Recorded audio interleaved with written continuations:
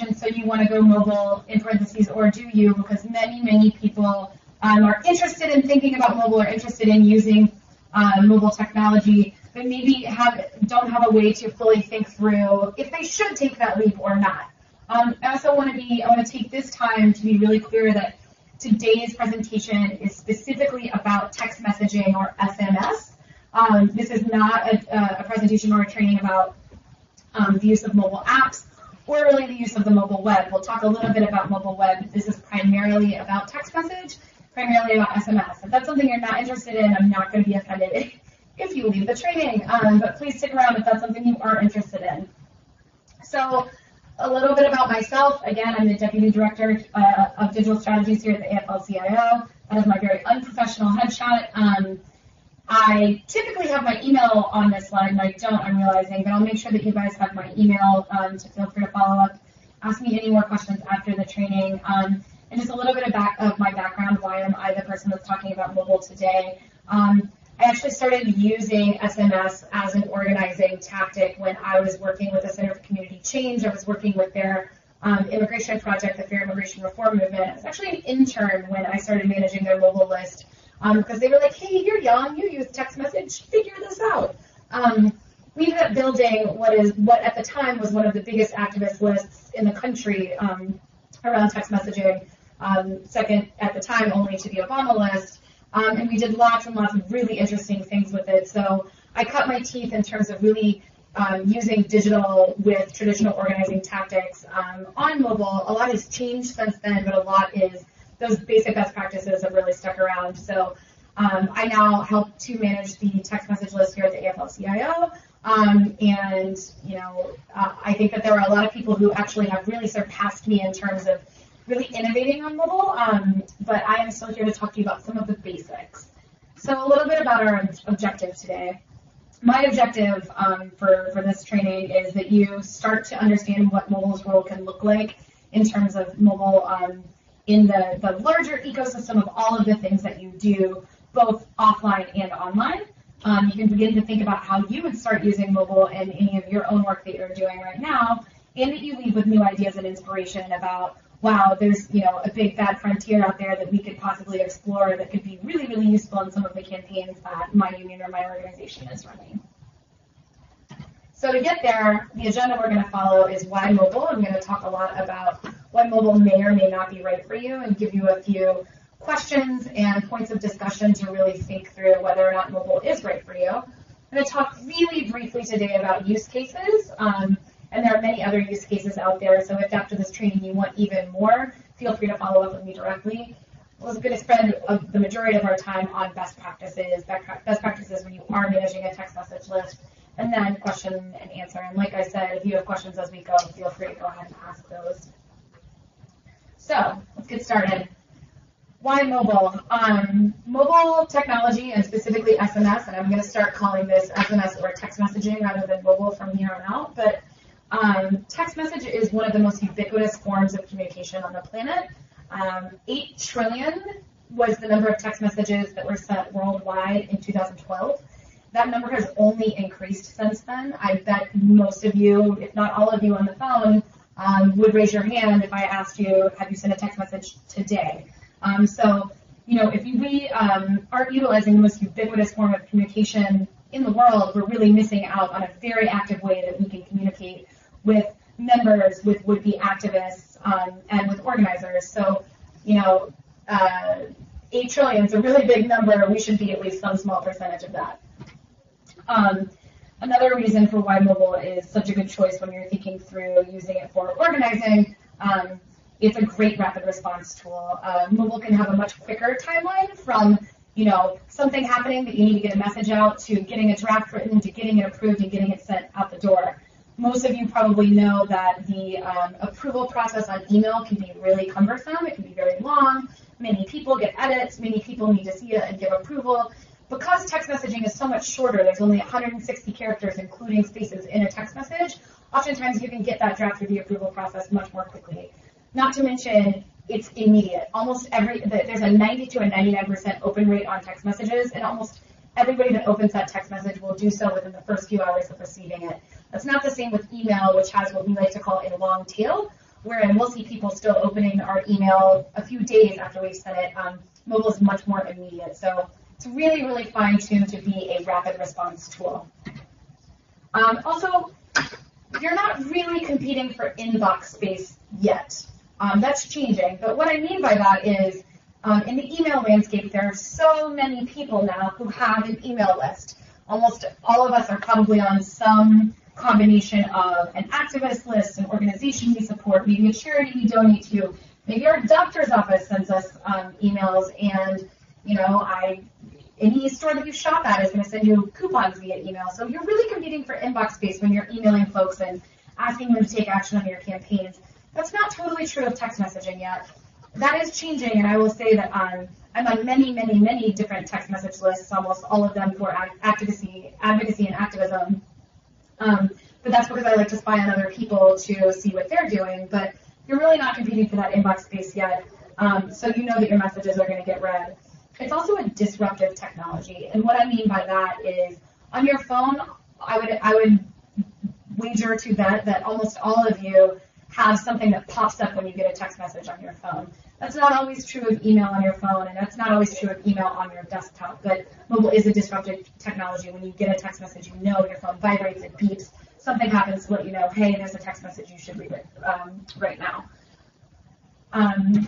Another thing to consider is there are many people in the country that are a part of what we sometimes call the digital divide. And what we mean by that is there are many people that don't have consistent broadband access. So maybe they don't have a computer at home or at work. The main way that they're engaging online is really through their phone. Specifically, smartphone adoption rates have skyrocketed in low-income communities and communities of color in the past few years.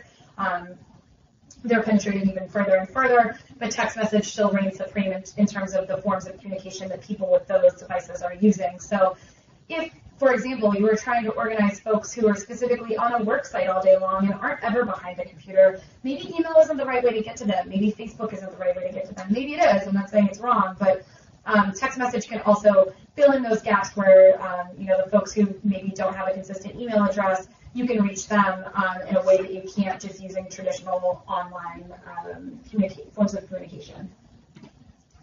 Another reason why mobile is really, really a good fit for many people in our line of work. How many of you have ever had to do the wonderful task of data entry? An organizer is door knocking, they're collecting information, they're getting people to fill out volunteer cards, they're passing around a clipboard at a meeting, at a rally, please sign up, and then some intern or some unlucky colleague has to take all that information, enter it into the database. They don't recognize handwriting. Ones can look like L's can look like I's, and there's just an arduous process to get that information into the database so then you can send those folks an email or a text message, whatever it is. Mobile is a great way to do immediate data collection. And what I mean by that is, say you're at a meeting and instead of saying, hey, I'm going to pass around a clipboard and rely on everybody to fill out their information, it's like, we're going to take 1 minute, everybody take out their phone, because I know you've got it on you, everybody's carrying their phone all the time, and text, this keyword. So in our instance right now, when we're preparing for the election cycle, it would be text vote to 235-246. And once those folks are texted in, you have their phone number, you can ask them for their name, their email address.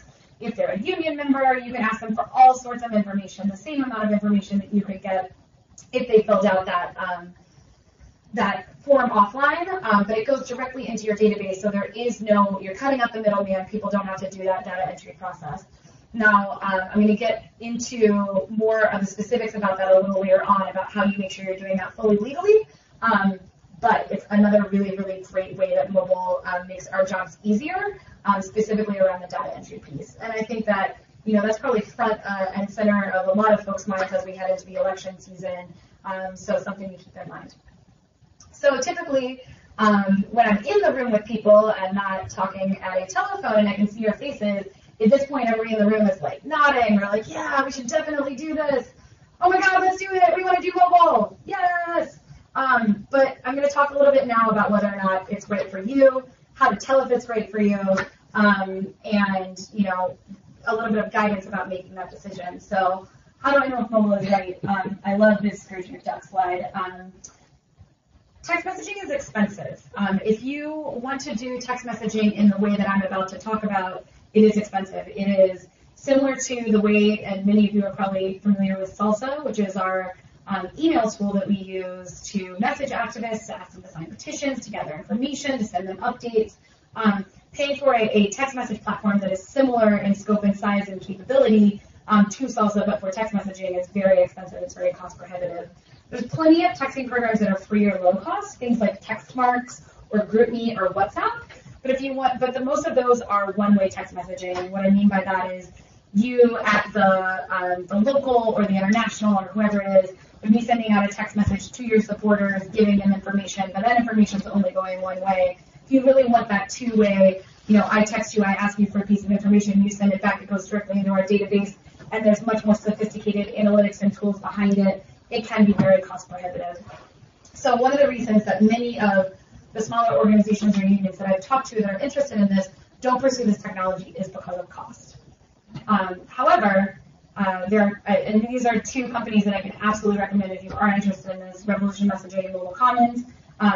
We are currently at the AFL-CIO headquarters. We are currently using Revolution Messaging. There are many other affiliates and folks within the labor movement that also use Revolution. We are in the process of actually migrating to Mobile Commons. And full disclosure, I worked for Mobile Commons at one point. I'm currently a Rev messaging client. I think they're both wonderful and they both have different strengths, but we are migrating to Mobile Commons, which means that very soon, I can't give you a hard date yet, but if you are an affiliate or if you are a state that are a CLC associated with the AFL-CIO, if you're a part of the federation, then we're going to be able to offer you space under our umbrella Mobile Commons contract to potentially access this technology. We're still working out some of those details, but after this presentation, if it is something that you're interested in, feel free to contact me directly.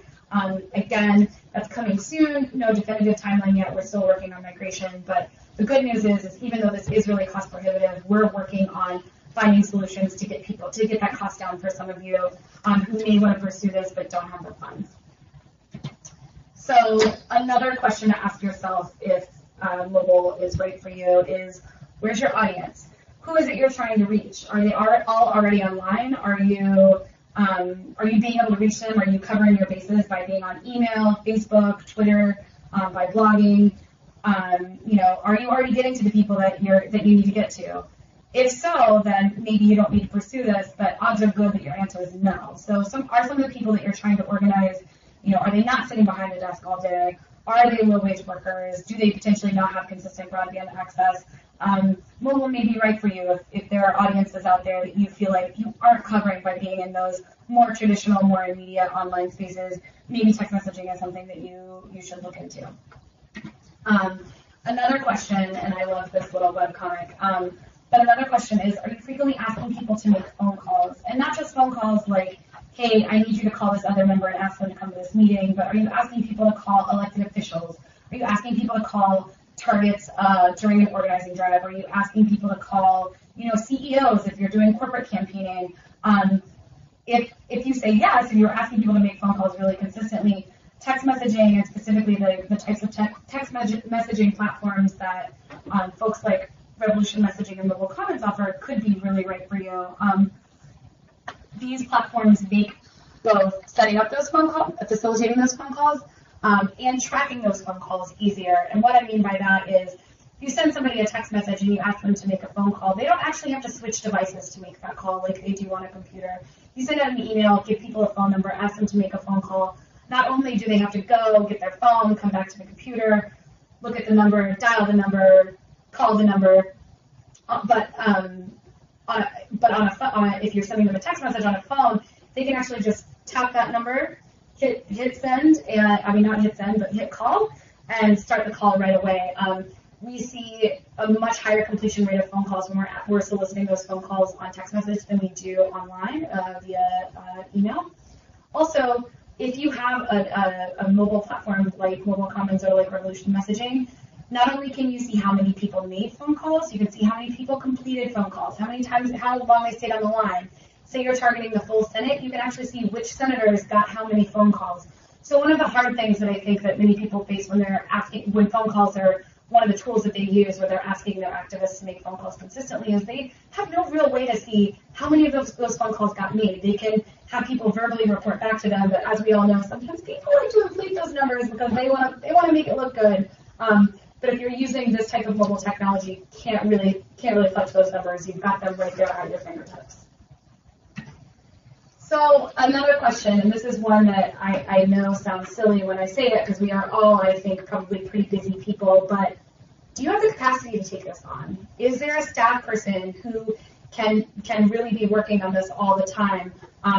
Do you have a team that could be helping that staff person? Do you already have too much going on? Is the one person on your team, and maybe that's you on the call, but is there only one person on your team that does quote-unquote digital work and is like 25% of their job title that probably, all told represents 150% of a job, is only 25% of their job digital, and under that are they already doing email and social media and all the other things that perhaps you've already gotten started on? If you really don't have the capacity to take this on, I think it's really smart to get honest with yourself up front, because mobile, like any other tool that we use in digital strategies, really requires a lot of maintenance. It requires a lot of thought and strategic guidance and vision for it to really be as successful as it can be. So make sure that you're asking yourself, do I actually have capacity to do this? Is this something that we could really run and give what it takes to make it successful if we were to start it? So I just gave you, I think, 5 questions to ask yourself about, is mobile right for you? And maybe some of you are already like, oh, I know the answer to this question. I definitely want to pursue this, or no, maybe this isn't right for us. If you want to talk about this at more length, we certainly can. But this is, I think, for most teams, this is a good starting place to think, hey, is this something that we want to pursue?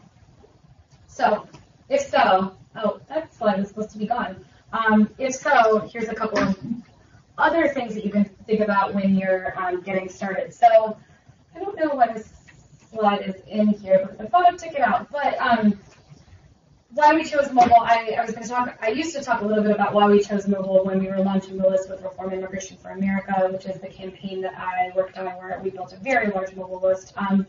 But it, and the reason that I added this in but then took it out is that it was launched a long time ago, and I actually wasn't here when the AFL-CIO launched their text message list, but just very briefly, we decided to go with mobile when I was at Reform Immigration for America for 3 main reasons. Number one, we were ready to innovate. We already had an email list. We knew we weren't reaching those people, like I talked about earlier. We weren't reaching the people that we really wanted to talk to, many of them who were undocumented or in low-wage communities that didn't have consistent broadband access. We were really ready to innovate with our tactics. Number two, we already had buy-in from the top. Our leadership was ready and willing to explore this technology. And number three, we knew that we had the budget to do it. So that was why we chose mobile at Reform Immigration for America. Your reasoning may be different if you decide to venture down this path, but it really made a lot of sense to us at the time. And I'll talk a little bit about use cases from my time at RIFA, but mostly I'm going to focus on labor use cases. So now what? We've decided, yes, we want to build a text message list.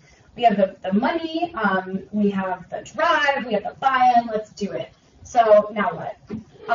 The very, very first thing that you should be thinking about when you are launching a text message list is, and even if you already have launched a list and maybe it's not performing as well as you'd like, maybe it's not being as successful as you'd like, but what are your mobile subscribers going to get? What are those people receiving those text messages getting out of opting into your list?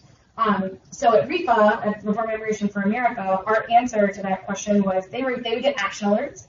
So anytime that there was a bill moving or something that we really needed them to act on, to push the Senate or the House or whoever it was to do the right thing, they'd get those alerts in rapid response fashion so that they could weigh in. They'd get breaking news. Again, this is a really great rapid response tool. So if there is breaking news, and in this case, this was in 2009, the second to last time that we had hoped that immigration reform maybe would become a reality, which is now sad and also kind of funny in 2014. And we knew that people were really, really anxious for when an immigration reform bill could hit the floor, whether the Senate or the House. And in that case, it would have been the Senate. But so we knew that being able to say, we're going to send you breaking news of when this happens, we knew that people would be interested in that. And then the ability to take action when it mattered, if and when a bill hit the floor. So you can't answer the question of, what are people going to get when they join my list? You shouldn't start building your list yet, but this is really a question that you need to answer first. For the AFL-CIO, for our headquarters team, for our list, things that people get are, again, those action alerts, breaking news, and then the other thing that they get is local updates. So we ask them for their zip code when they sign up to make sure that we can send them updates like events in their area, or if there's a state-level bill or even something locally happening, they know that they're going to get those local updates if they send us their zip code when they sign up for our list. So first things first, what are people going to get when they sign up? Next, building a list. And this is, I think for most people, this process never ends. It should never end, but building a list is one of the hardest parts about using this technology. So, where do you start? Really, for Reform Immigration for America, we started with the low-hanging fruit. So we were a coalition, and we knew that we had many, many local organizations who were on the ground that could help us build this list. So we signed agreements with them, data sharing agreements with them, and they helped build it at the ground locally. So for some of you, this may be helpful. Maybe you are an international that has local affiliates on the ground or locals on the ground. You can start there. Maybe you are a local and you need to start somewhere else. So, but by the low-hanging fruit, I mean start with the people that are already with you. So anytime that there's a meeting, anytime that you're talking to members, anytime you're all in the same room together, be pushing this list, but also make sure that those people are prepared to go out further into the community and be pushing it to the people that they talk to. So really it's kind of like a train the trainers idea of get buy-in of like your close-knit circle of people that you consistently talk to, and then encourage them to go out and help you build the list. There are a couple other ways that are really simple to get the ball rolling here. So the first one is, that shouldn't be the first one.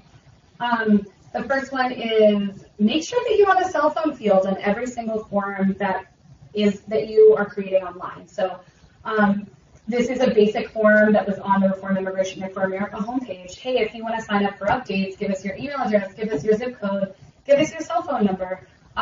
You'll see that we made it optional. You don't have to make it optional. People are still very wary of asking people for cell phone numbers. And you'd be surprised about the amount of people that will give you their cell phone number if you just ask. If you're really worried that people are going to be nervous about it, not want to give it to you, and you're afraid that people just won't sign up if you make it a non-optional field, you can go ahead and make it optional.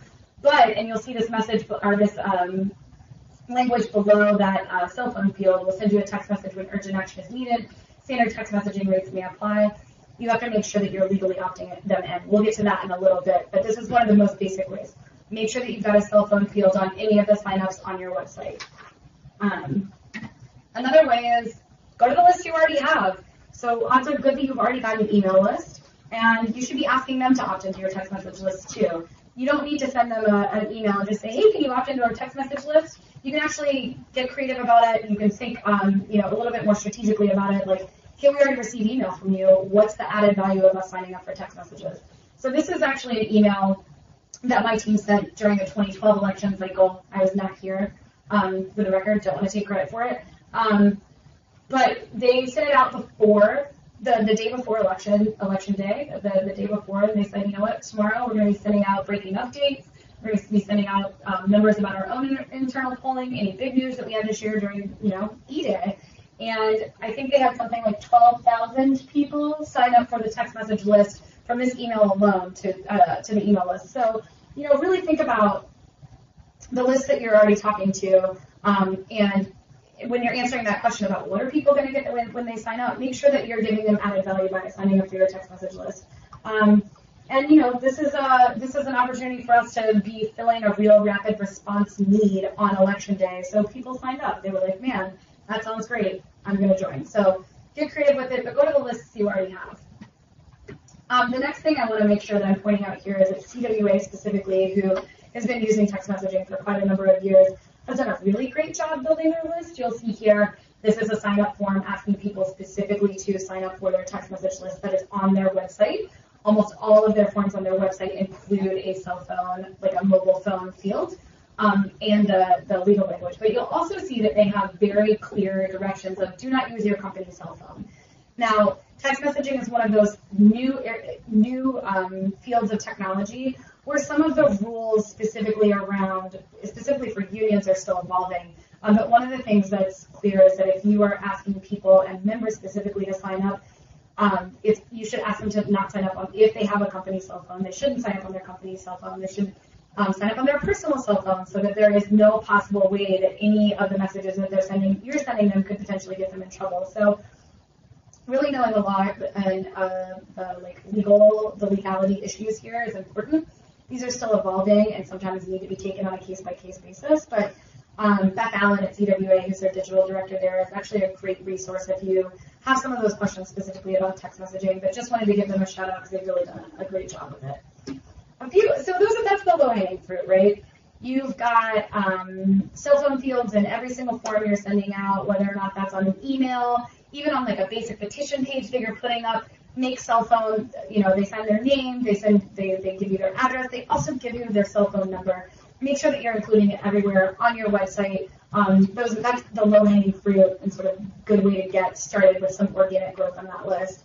But you can also get really creative here. So one of the ways that we built the list in this year, we went to a conference called Netroots Nation. I don't know if any of you were there, maybe some of you were, but we bribed people to sign up for our list. I know that sounds silly, but we really did. We had union-made Jelly Belly jelly beans at our booth, and people would come over because they'd see the jelly beans, and everybody loves candy, and they'd be like, oh, I want some jelly beans. And we're like, great, you have to join our text message list. And people would be like, well, I think maybe I'm already signed up. We're like, great, you can just text in, and we'll make sure that you're signed up, but we need to see that text message before we give you your jelly beans.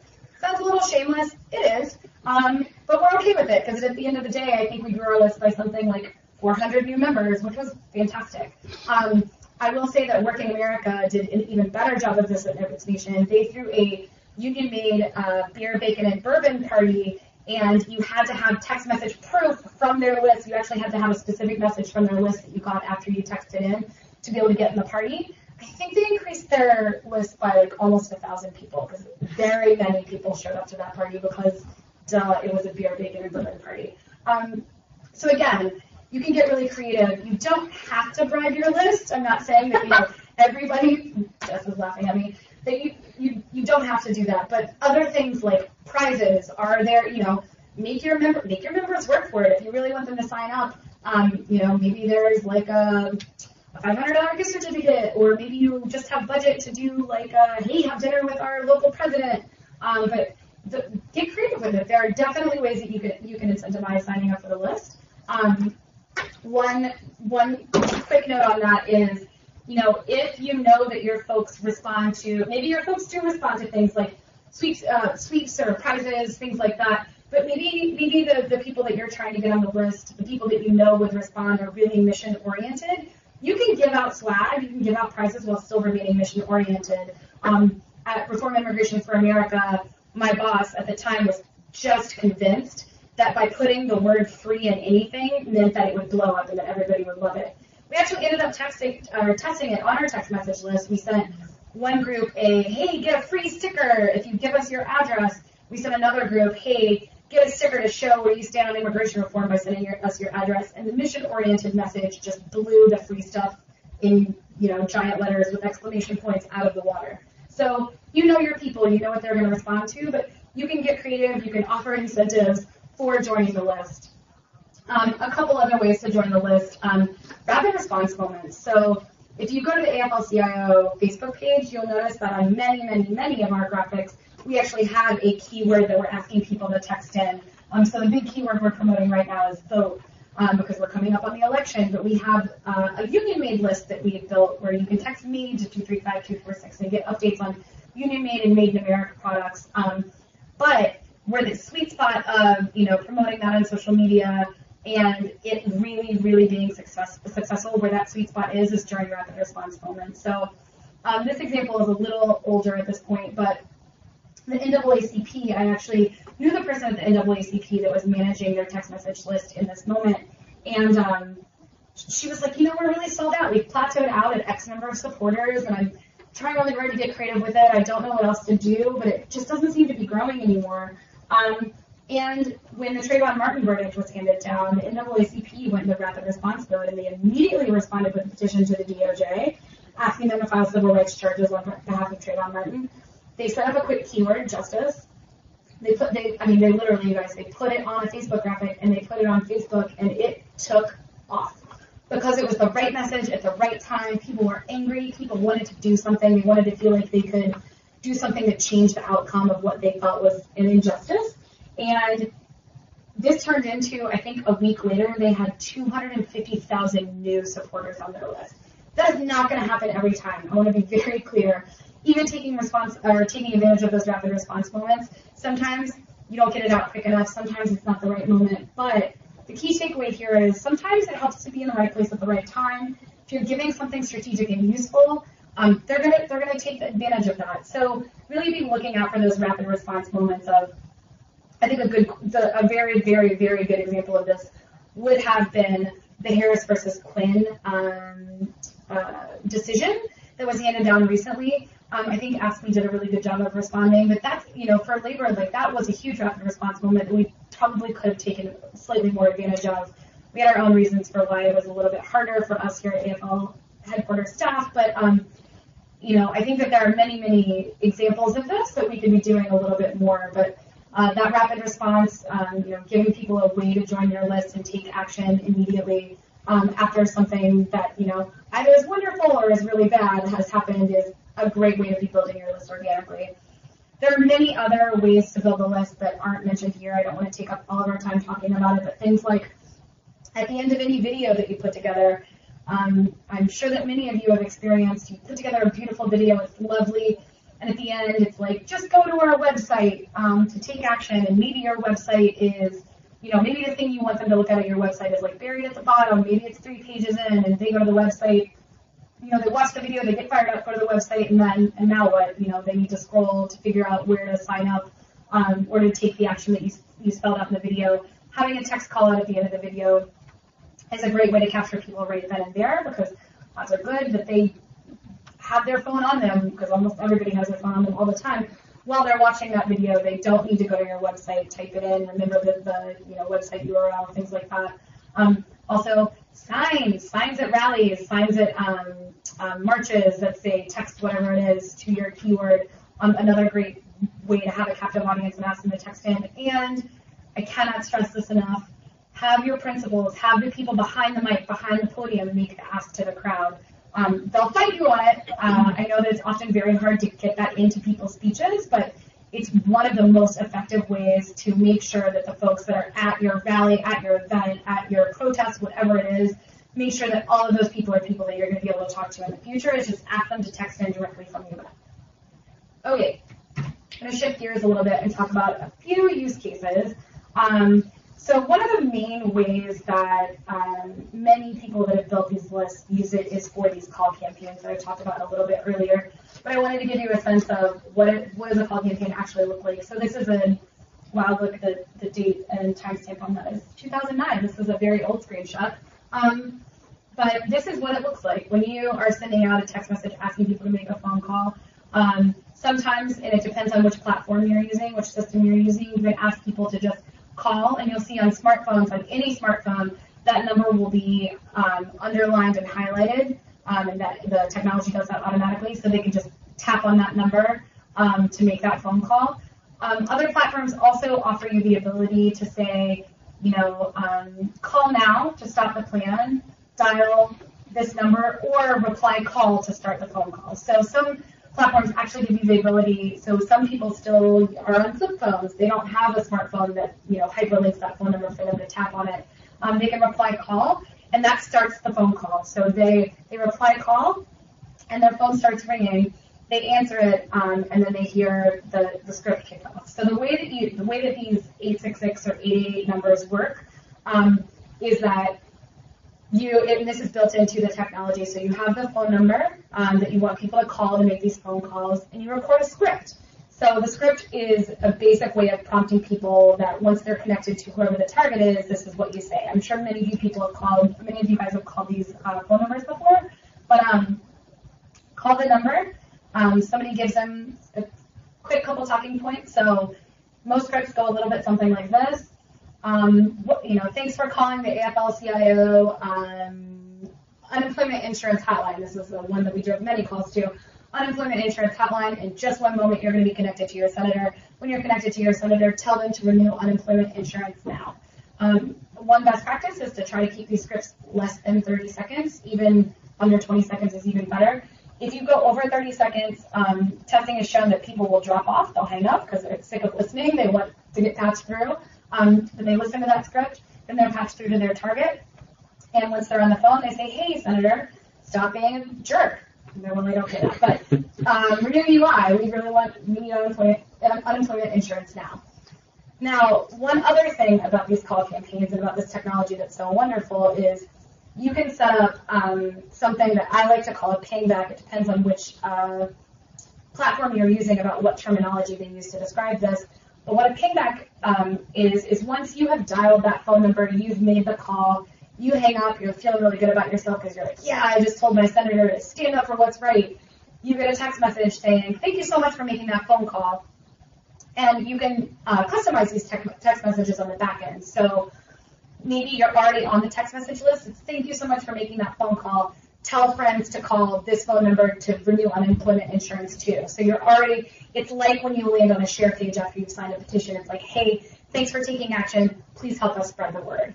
Now, if that person isn't on your list already, and this is, I think, a really great way to add in a little bit of organic growth. Say you put that, I know in our examples, oftentimes we will put these phone numbers on flyers that are then circulated out in the field. So say you just saw this phone number on a flyer and you called it because you really care about unemployment insurance being renewed. We can customize that pingback message to say, hey, thanks so much for making a call. If you want to take more, if you want to join us to take more action like this, reply join.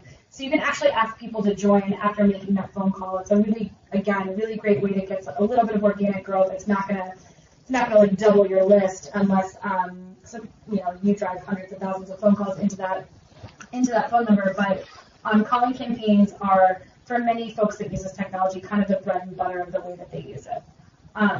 But I'm going to talk through one particular use case around a campaign that we ran last year. So we're going to talk from start to finish a little bit, or in more detail about how we use text message in this campaign. So sure, most of you on the phone remember, this is supposed to be. So this is a texting campaign. This isn't the example I was going to use. I really apologize. I thought I updated these slides before this, and I don't think I sent, or I'm using the most updated version. But one of the ways that we used a texting campaign, so not a calling campaign, but we wanted people to join the list. We were advertising a keyword now. So we asked people on social media. We asked people during recess events to text in the word now to 235-246. This was after the immigration reform bill had passed the Senate, and then we were waiting on the House to act. So there was a whole big concerted effort to push the House to move on this. So by texting in now, people were, they would text in now, and then we asked them for their names, and they would reply with their name to sign the petition to tell House Republican leadership that we wanted to vote on an immigration reform bill now. The great thing is once they've signed up, once they've joined the list and we've asked them to sign that petition, we could send them more and more asks. So one of the things we did very soon after they signed up was to ask them to make a phone call into John Boehner's office to ask him to move on immigration reform. So again, it led up to a phone call. Oftentimes phone calls are like the premium action that you can ask activists to take, but we walked them up to it, and it started with this keyword and actually getting people to text in. So now I'm going to talk about the NLRB campaign. Most of you remember that we were in a fight to get a full National Labor Relations Board confirmed. Republicans were fighting us on it. It got pretty ugly. And in 2013, there was a large and successful campaign across the Federation to get a full board confirmed. So again, we started with a keyword. We asked people to text NLRB to 235-246 to join the text message list to confirm a full board. We actually grew the list by a small but significant amount just advertising that keyword because many people were interested in this campaign. What we also did was we started by sending a text message to the list we already have, asking them to sign a petition. So new people, when they texted an LRB, we asked them to respond with their zip code and their name to sign the petition. For the folks already on our list, we sent them this message: no National Labor Relations Board equals no voice on the job. Reply with your zip code to sign our petition, asking the Senate to confirm the NLRB now. So this was the first ask in an escalating campaign. We were doing something similar but slightly different on our email list. So one of the things about texting is that it really needs to be something that's integrated into the rest of what you're doing in digital. So while we were sending people these text messages, asking them to sign this petition, we were also sending a petition ask on email, asking folks on our email list to sign a petition. So it wasn't like the petition only existed on the text message list, or this was the only time people were caring about this. So reply with your zip code to sign. I also want to be clear, you can ask for any bit of information that you want people to send back to sign. You can ask them for their name, you can ask them for their email address. In this particular instance, what we really wanted to make sure happened was that we really wanted those zip codes to make, because we knew that the next thing we were going to ask them to do was to call their senators, and we wanted to be able to target those calls appropriately. If we have zip codes for people in the system, then we can make sure that we're automatically sending them to their correct senator without them having to enter in their zip code to be routed to that senator when they make a phone call. So we actually asked people to send us their zip code to sign this petition. After we did that, we had escalating asks of calling their senators to make sure that they told them to confirm the NLRB. And we actually kept this going on a rolling basis. So if new people were texting in NLRB, the first question they got, the first ask they got the first week was about signing the petition. Then they got the phone call ask. I think we ended up driving in something like between 6,000 and 7,000 phone calls total on this campaign, on these lines that we set up, asking people to call the NLRB. It definitely grew our list. In the end, we won. It wasn't just because of our text messaging, but our calls were going in at the same time CWA's calls were going in. Our email list was sending in letters, and our email list was sending in letters to senators. It was all part of a much more concerted effort to get this board confirmed. So I just wanted to walk through a little bit of what a smaller, or in more detail, what a small campaign could look like using text messaging. And there's lots more where that came from, but I want to make sure that we're going to keep going, talking about best practices. If you want other use cases, there are many other creative ways that people are using text right now. There's specifically a really amazing way that AFT used it recently to drive Twitter actions around asking Stephen Colbert to ask Campbell Brown really hard-hitting questions on his show. So I'm not going to go into all of that right now. I think we have about 15 minutes left. But if you want more use cases, feel free to follow up. So we're going to talk a little bit about best practices as we close out here. It's really, really important specifically to follow the rules, like legally speaking, follow the rules when you're doing text messaging. Text messaging is a much more regulated form of communication than many of the other things that we use, like social media. Sometimes we joke that social media often feels like the wild, wild west to our lawyers because they feel like it's full of liability. But text messaging, really there are very clear rules and regulations. So one of the first things is you have to opt people into the list. People have to say, yes, I am joining your text message list. I realize that I am joining your text message list. You cannot just say, well, we have this spreadsheet of phone numbers from activists that have showed up to volunteer. That they've given us their phone numbers. Why don't we just upload this list into the system and start sending them text messages? That's not legal. Do not do it. You have to make sure that people opt in. So this is just I think this was an offline form that we were using at, I think it was a meeting. You'll see that, giving their cell phone number, have a checkbox, and you can have this checkbox pre-checked if you want to say, yes, sign me up for the text messaging program. Message and data rates may apply. You have to have that on any opt-in form, whether or not it's like an opt-in form on a web form, like you saw earlier, the example that was on the homepage. That specific phrase, message and data rates may apply, has to be on any opt-in form in order for you to be opting those folks in legally. Unless they're texting in directly, they've got to see that phrase as they're signing up for it to be legal. So message and data rates may apply. One of the most important phrases that you can use for compliance reasons. You can also use standard message and data rates may apply, but this is something that always needs to be included. One of the things that, and I'm sure that many of you have seen these, you probably hear these at the end of commercials when it's like standard message and data rates may apply. They say it very quickly. You can put it in fine print. It doesn't have to be huge, but make sure that it's on there somewhere.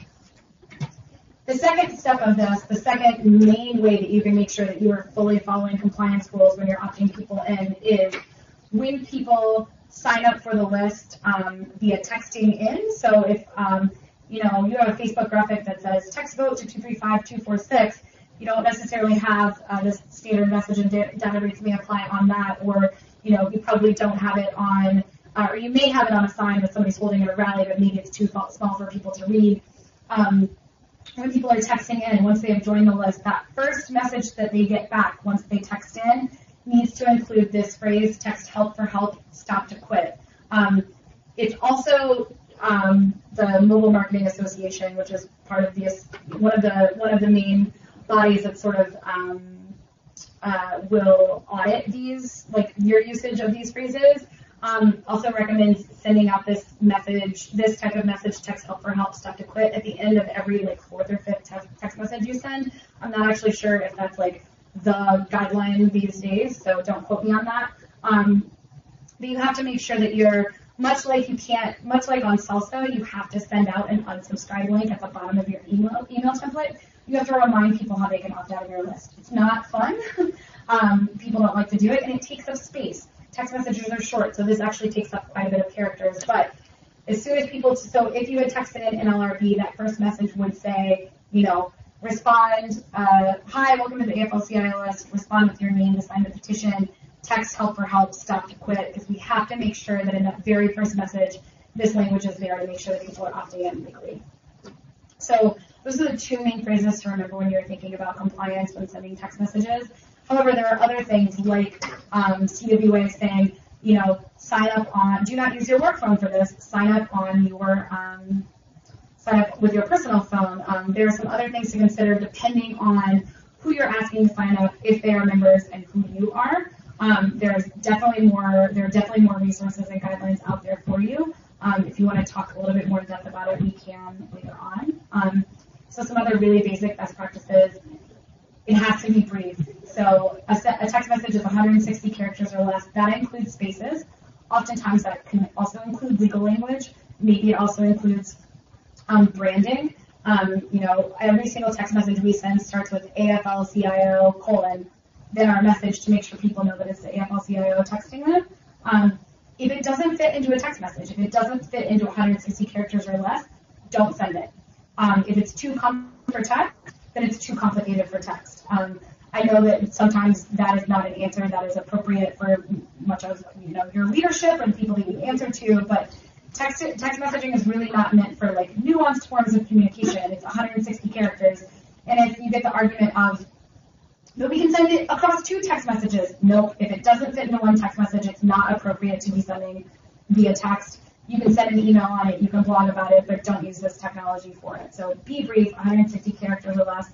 Some people have asked me, how did you learn how to write text messages? Because it sounds silly. A text message is so short. It's an art to figure out how to get your point across and be persuasive in 160 characters or less. The best thing in my mind to start doing is start tweeting. If you aren't already active on Twitter, start tweeting. Tweets are even shorter. They're 140 characters or less. So Twitter is a medium that really forces you to be brief and succinct. And it's a great way to learn how to write text messages. Another best practice is always include an ask in your text. Text messaging we don't charge people when they receive messages from us, but many people are on a pay-as-you-go plan. Many people maybe don't have an unlimited text messaging plan. So remember that every time you're hitting send on that text message, you may be costing somebody 5 cents or 2 cents or whatever they're paying in their plan. So, sending a text message with just an update in it that doesn't include an ask is probably not worth it. Always be asking yourself, is it worth it? Always, always, always include an ask in that text message. to make sure that you're making it worth your activists or your supporters' time and money. The only exception here is breaking news.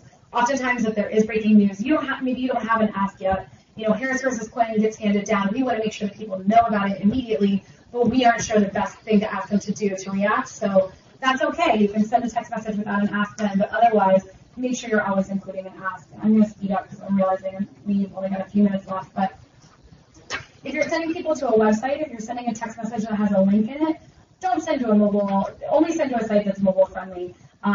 This is a cartoonish version of the difference between a mobile optimized site and a non-mobile optimized site. And many of you probably, if you don't know what I mean when I say mobile optimized, I bet you've seen it before. You land on a website, but you have to go and enlarge part of the text and scroll around. You land on the page, you can't read anything because it's too small. Maybe some things aren't showing up. The formatting looks crazy because it's not been optimized to read on a mobile device. So make sure that you're not, if you are putting a link in that text message, sending people to your blog or to a website or even to something like a salsa form or a petition form, make sure that it's optimized for mobile. Make sure that you send it to yourself first, or you look at it yourself first on your cell phone, and not just your cell phone. If you're on an iPhone, look at it on an iPhone, look at it on an Android. We have one person on our team with a Windows phone, so if you can find a Windows phone, look at it on a Windows phone, but make sure that it's optimized. And if it's not, figure out if you can get it optimized. If you can't, maybe don't send to that site or that page. Many of these tools, and I know Mobile Comments has this, in the back end they actually have a quick mobile optimizer for pages. But most of the time it takes a little bit of development work, and you need to be able to write code to do this. But try not to send to a non-mobile optimized site. Brand your text. Like I said before, at the beginning of our text message, it says AFL-CIO. We are on what is called, or most people are on what is called a shared short code. So the short code you see in this instance is 69866. You will even see that World Wildlife Federation, an immigration campaign, Planned Parenthood for America. There are multiple groups that use that short code, that rent out part of that short code to send their text messages. So it's really important that they brand those texts. For the AFL-CIO, we have our own short code, 235246, which really conveniently on an old school keypad spells out AFL-CIO. Nobody actually knows that though. It's our own short code. We own it. So nobody else is sending text messages from it, but we still brand those text messages because most people don't recognize that short code as being the AFL-CIO. So we want to make sure that they know us, they know who it is when we're texting them. Because if people get a text message from your union or your organization, they don't know who it is, odds are good they're going to opt out because they're like, well, I'm getting text message spam. I don't want this. I don't know who you are. Make sure you're branding it so you're building some trust there and they know who the message is coming from. One final thing before we leave, just a couple minutes for questions and answers, is timing. So be thoughtful about when you send messages. And that's not only to say, try not to send messages during dinner time. Don't send messages at 2 a.m. Try not to wake people up earlier than they wake up. Try not to wake people up later than they go to bed. But also, if you're messaging members and you know when your members are at work, try to send them messages outside of work time if that's something that's going to get them in trouble on the job. Just make sure that you're really thinking hard about when you're sending those text messages.